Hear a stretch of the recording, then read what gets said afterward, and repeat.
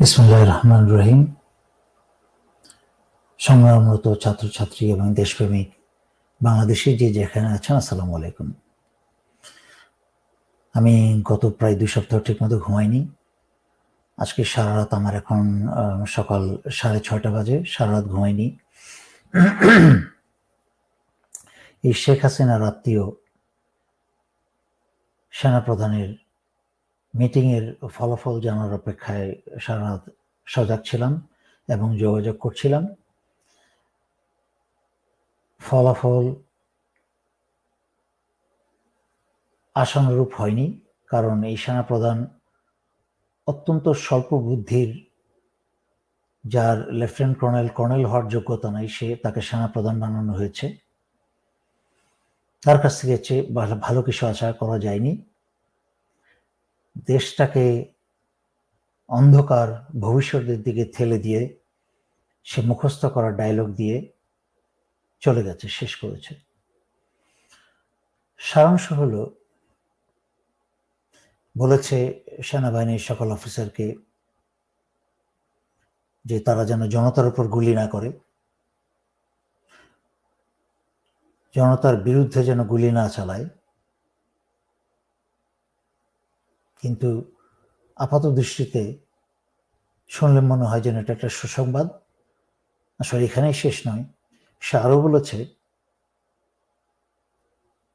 যে সশস্ত্র বাহিনীর কোনো সদস্য যেন জনতার পক্ষে, দেশের পক্ষে না দাঁড়ায়, এবং সরকারি যেই আদেশ আসবে সেটা যেন পালন করে। এর মানে কি হলো? এর মানে হলো হাসিনাকে টিকিয়ে রাখতে হবে, হাসিনা যা বলবে তা শুনতে হবে। এর মানে হলো সশস্ত্র বাহিনী নীরব দর্শকের ভূমিকা পালন করবে, আর ভারতের এবং ছাত্রলীগ, পুলিশের, বিজিবির, এমনকি সেনাবাহিনীর ইউনিফর্ম পরে সাধারণ জনগণকে হত্যা করবে।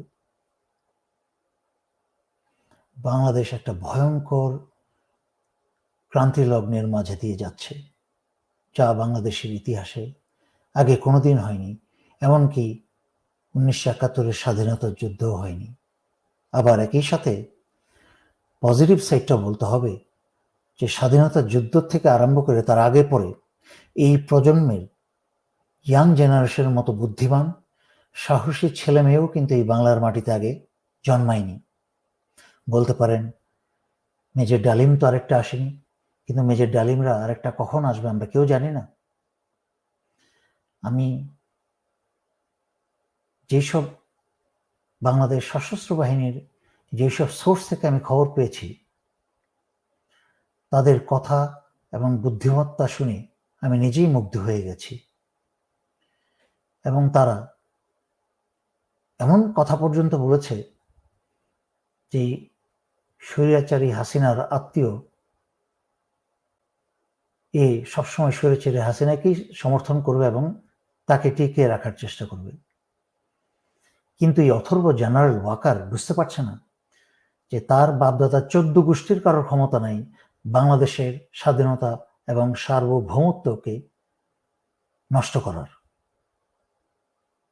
আমি যা দেখছি, আবার একটা 1975 আসতে যাচ্ছে।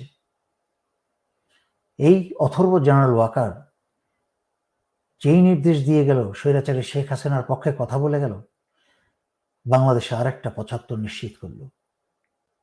আমি আজকে রাত্রে আর বেশি কথা বলতে চাই না। আমিও ক্লান্ত,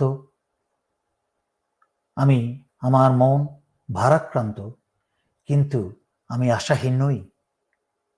আমি আশা ছেড়ে দেবার লোক না।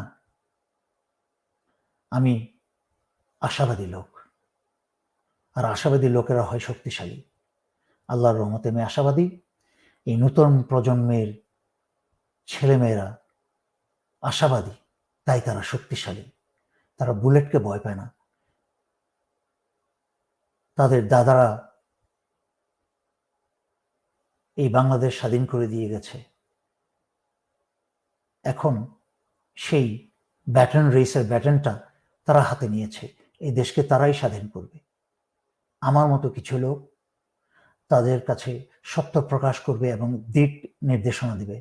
ইনশাল্লাহ এই দেশ স্বাধীন হবেই।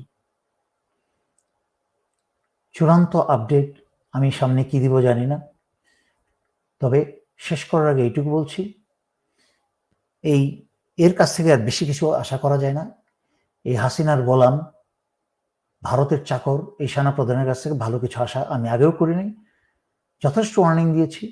বাংলাদেশের গৃহযুদ্ধ এবং সামনের রক্তক্ষয়ের জন্য ইন্টারন্যাশনাল ক্রিমিনাল কোর্টে সবার আগে হাসিনার সাথে এই সেনা প্রধানকে দাঁড় করানো হবে। বিজয় সামনে, কেউ মন ভাঙবেন না এবং সবাই ঘরে ঘরে প্রস্তুত হন অস্ত্র হাতে নিয়ে। এই বলে আজকে রাত্রের জন্য শেষ করছি। ধন্যবাদ। আসসালামু আলাইকুম।